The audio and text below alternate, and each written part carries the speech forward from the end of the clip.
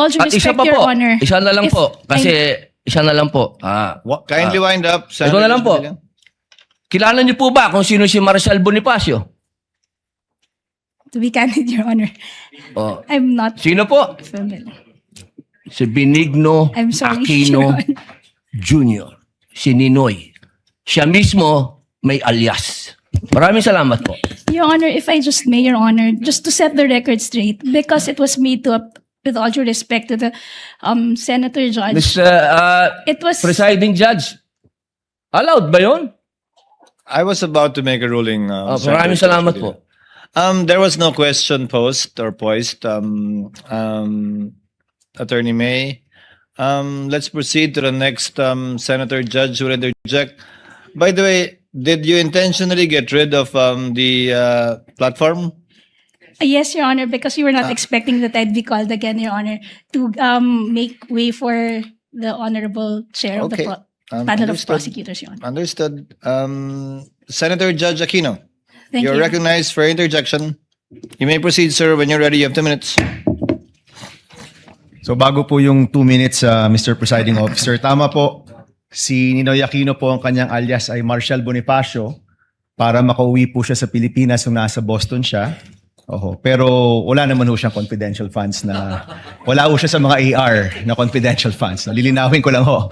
Okay.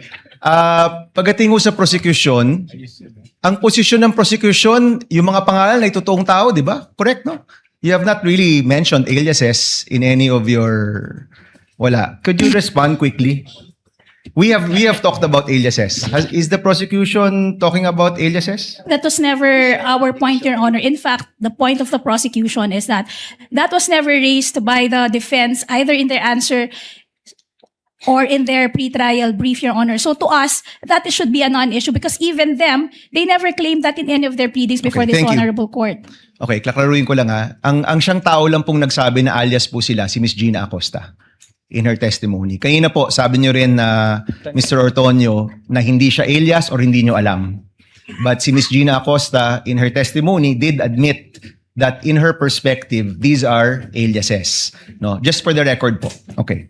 So ito po yung mga tanong ko po. Sana po ito lang 2 minutes ko, Mr. Presiding Officer. So unang-una, Mr. Otonio, you're very competent. Thank you for your answers.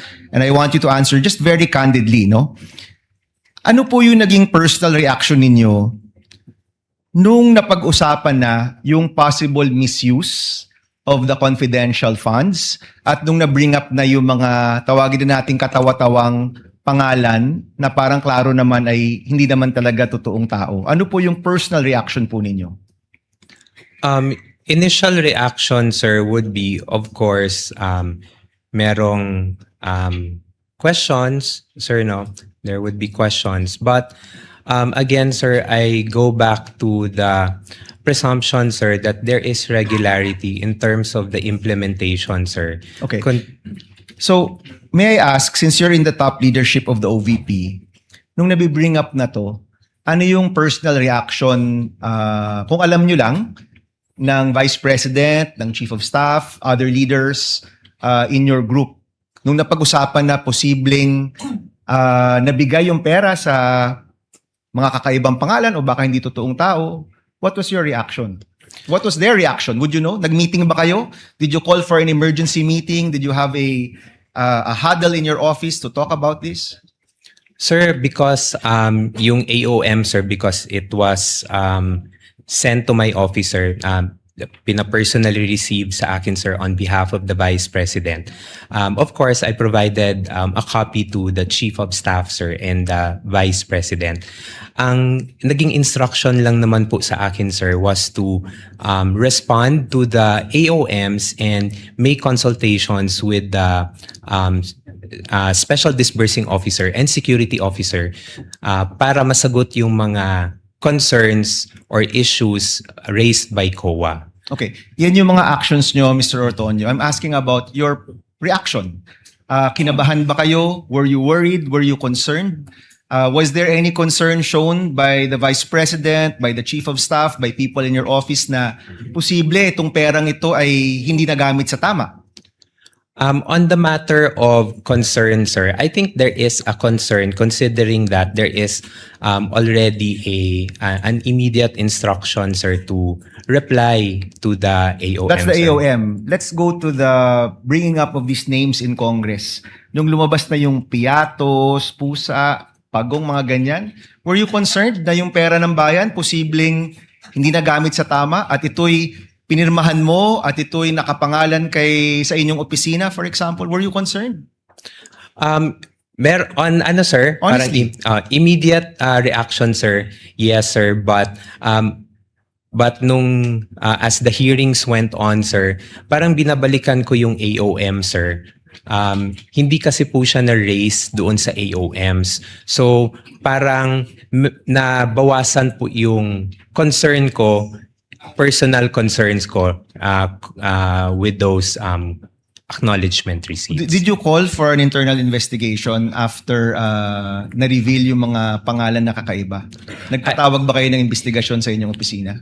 I personally did not, sir, hindi na po ako nagpatawag. Sir. Did your office call for an internal investigation? On that matter, sir, I do not know, sir, if there is an instruction coming from the head of agency, sir. But personally to me, sir, none, sir. Okay. So, ito kasi, Mr. Ortonio, no, sa aking opisina, more than 10 years ago, meron kaming nahanap na isang staff na ibang resibo yung ginamit sa liquidation. Wala pa atang 5,000 pesos to sa totoo lang. Hindi nga niya binulse. No? Meron siyang dapat hotel receipt na wala niya, gumamit siya ng hotel receipt ng ibang tao. That already elicited an internal investigation on our part. In the end, pinaalis namin yung staff na yon na kilala namin, kaibigan namin. 5,000 lang yun. So the common response we are looking for is that kapag pera to ng bayan, action ka agad at hanapin nyo talaga kung saan nagamit tong pera to. Kaya I'm really wondering what were the actions and reactions of people. So ito yung tanong ko rin, no? Mahalaga ba sa inyo, mahalaga ba sa iyo, sir, na yung perang ito ay nagamit sa tama? Na hindi ito nagamit sa mali o nabulsa lang? Yes, sir.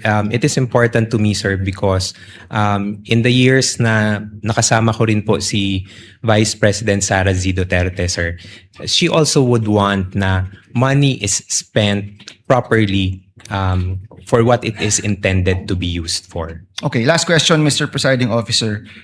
During all of this time, pinatawag mo ba si Colonel La Chica o pinatawag ba siya ni Chief of Staff Lopez or ni Vice President? Would you know?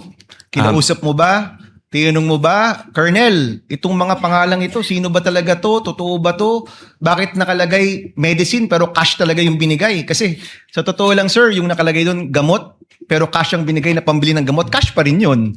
'Di ba? So in short, yung 500 million parang puro cash yun. Wala man talagang supplies or tables and chairs because that presupposes na ang binili nyo yung tables and chairs or supplies. You actually gave cash na 500 million. Pinatawag nyo po ba si Colonel La Chica at tinanong, as public officers, we have to exercise the diligence of a good father of a family. No? That's in our oath. So pinatawag nyo po ba ng inyong opisina at pina-explain kung nasaan ba itong peran to? Sir, I was only able to request na makausap si Colonel La Chica in relation only to the response to the AOM, sir. So hindi nyo po natanong itong mga specific questions na ito dun sa mga specificong mga pangalan, mga AR, mga ganyan? At that time, sir, when I was drafting the AOM, sir, no, sir, because I had no knowledge, sir, of the AR, sir. Salamat, Mr. Presiding Officer. Thank you, Senator Judge Aquino. Senator Judge Erwin Tulfo is recognized.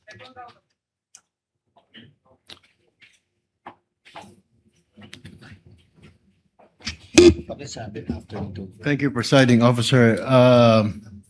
Ginoong Testigo. Alam niyo ho ba na si Colonel La Chica ay hindi po banded? And therefore, wala pong karapatan na mag-disburse ng CIF. Alam niyo po ba ito? Hindi. I know that si Colonel La Chica po is not bonded and as far as I know po, ang special disbursing officer po is si Miss Gina Acosta. Pero sa pagkaalam po ninyo, pwede po siyang humawak ng ganyang kalaking pera at ayaw mo ninyong sabihin na disburse, kundi implementation na may kahit na hindi po siya banded, pwede siya mag-disburse or mag-implement ng ganong kalaking pera. Sir, I believe, sir, with his designation as the security officer, sir, he was tasked to implement the different activities on ground. So, hindi nyo na po question si Ginang Acosta or si Colonel La Chica dahil may instruction po sa task. Tama po ba yun? Is that to my understanding, sir? Hindi ko na po natanong, sir, because there is already a delegation or designation for the both of them for the the different tasks that Saan we po will be galing doing. yung designation, sir? Can The can you desi- recall my memory? The designation po, sir, came from the head of agency, sir, the vice president. All right. Sir, sabi mo kanina, I don't know kung kalimutan ko, nasa break room po ako kanina. I was, sabi mo, wala kang alam paano ginastos ang confidential fund when nag-usap po tayo. Tama po ba yun? Yes, You sir. have no idea. Pero I just was wondering, bakit kayo po ang sumasagot ng Audit Observation Memorandum o AOM ng COA kung wala kayong alam sa paggasta ng confidential fund? Gayon, ang AOM po, tama po ba, correct me if I'm wrong, ay ito po ay kumikwestiyon sa mga errors, exception, or deficiencies sa audit po ng COA?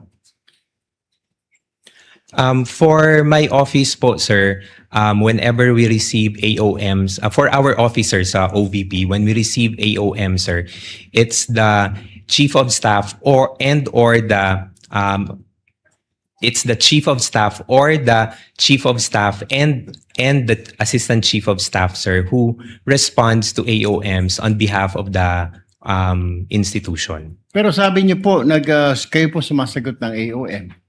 Yes, sir. That's part of the tasks that are given to us, sir, together with the chief of And how staff. can sir. you, I was just wondering kanina po, sir, how can you answer questions, queries, kung wala na pa po kayong alam? Paano niyo po masasagot ng tama? The only way to do that is you will lie.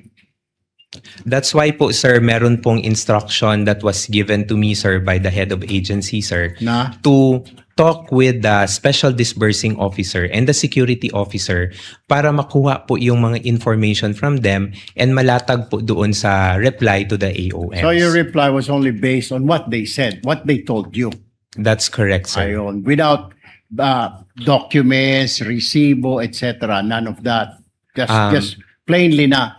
Ginoong Antonio, dito po namin ginastos yung pera. Blah, blah, blah. Yes, sir. I consulted with them, sir, for the Okay. reply, sir. Hindi ka ba, kahit na katiting man lang na duda, sir, na medyo mali yata ang paggasta ng confidential fund ng OVP ni Colonel La Chica. Wala, hindi man lang sumagi sa'yo na medyo may duda ka na. Something is wrong here. Wala man lang. None at all. At that time, sir, may yung mga issues naman, sir, and when I consulted with the security officer, he was able to provide a reply naman, sir. So, although yes, initially, parang you would question, sir, no? But with the replies that I got from the security officer, sir, we were able to respond to them already to COA. The reason why I asked you that, ginong witness, was that nandiyan po kayo, syempre po yung tiwala ng VP po sa inyo. Di mo lang ninyo naisip na, teka mali ito, baka sumabit si VP Sara, sumabit ang OVP.